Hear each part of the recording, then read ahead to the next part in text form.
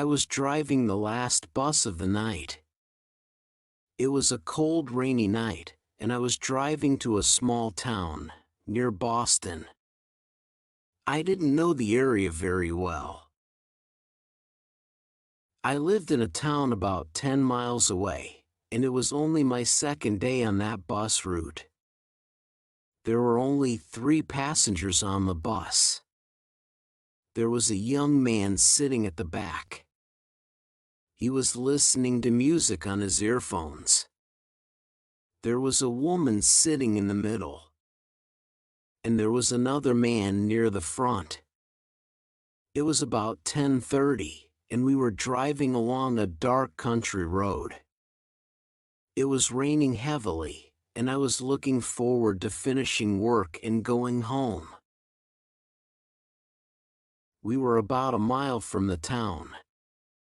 Ahead I could see a man standing at the bus stop. He was very old.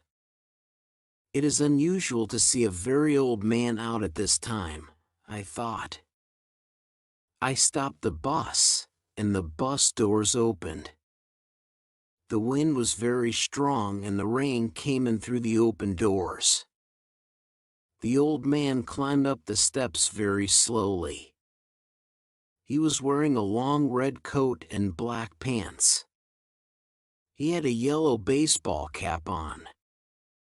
He took his bus pass out of his pocket and showed it to me. I said, "Thanks."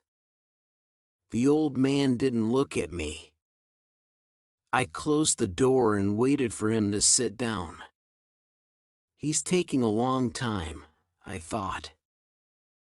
I watched in my mirror. Then, something strange happened.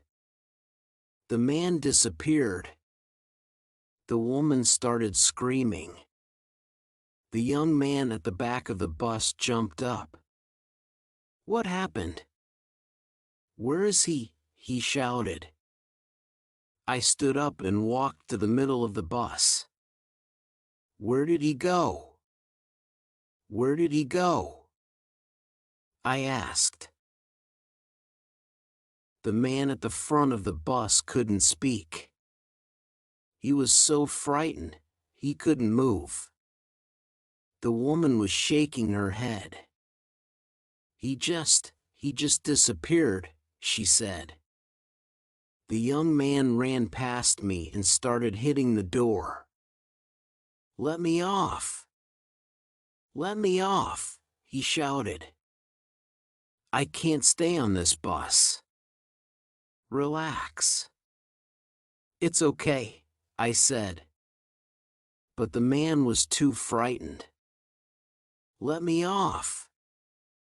He was hitting the doors very hard, so I opened the doors and he ran away into the dark night. I looked at the man and the woman. "Let's go," I said. I drove to the town and the man and the woman got off the bus. They said, "Thank you," but they didn't say anything else. They were both still very shocked. So then I was alone. I had to take the bus back to the office. I locked the doors and drove through the dark streets to the office. I looked in my mirror every few seconds. I was worried the old man might come back. He didn't come back. I checked the bus and locked it. Then I went into the office. Robert, another bus driver, was there. "What's the matter?" he asked. "You look like you have seen a ghost."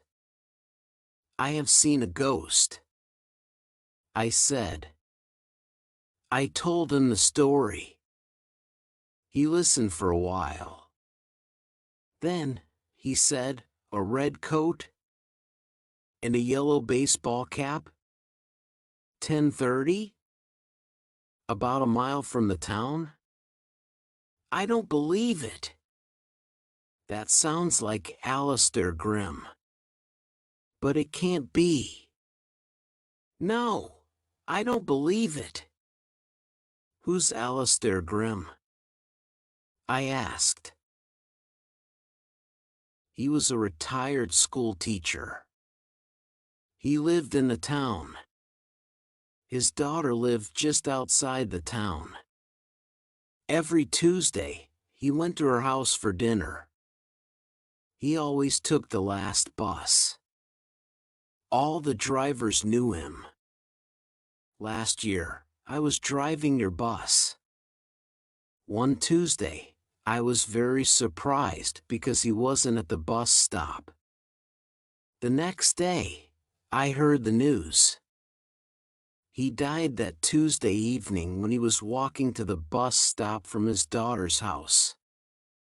He had a heart attack. The next morning, his daughter found him dead in a field near the bus stop. I felt bad. Why didn't I see him? Why didn't I tell someone he wasn't at the bus stop? But you didn't know. You shouldn't feel bad, I said. But it's strange. Why did his ghost come back? Why did he get on the bus? Why tonight? I don't know, said Robert. He looked at the calendar. That's strange. It is almost exactly 1 year ago.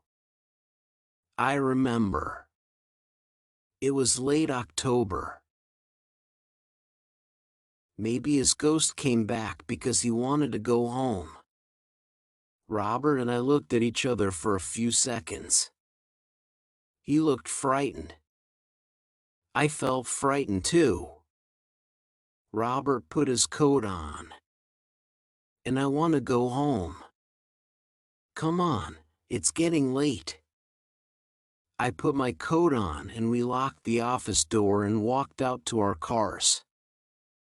A few months later, the bus company gave me a different bus route. I drove a bus on the other side of the town.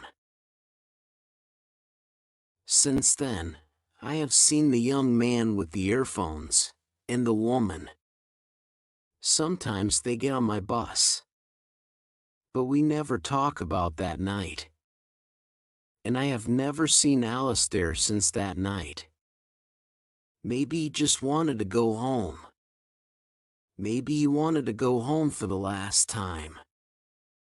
I want to go home too, said Susan. Has the snow stopped yet? They all looked out of the window. It was not snowing anymore. Then they heard the sound of an engine. It's the snow plow, said the bus driver. Soon they could see the lights of the snow plow. We'll follow the snow plow.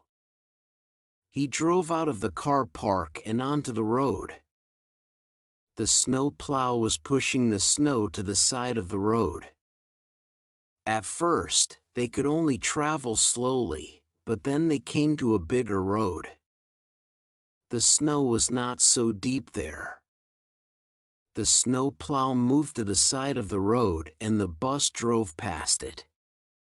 Very soon they were near Boston. The bus driver spoke again. Look out the windows on the left side of the bus. Very soon we will pass the bus stop where Alistair Grimm got on the bus and disappeared. Everyone looked out the window. They looked at the bus stop by the side of the road. Did you see? Said the bus driver.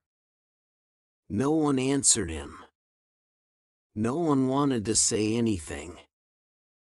They saw an old man standing next to the bus stop. The old man was wearing a red coat and a yellow baseball cap. Thank you for watching. Please like, share, subscribe for more videos, press the bell icon and select all to get notifications.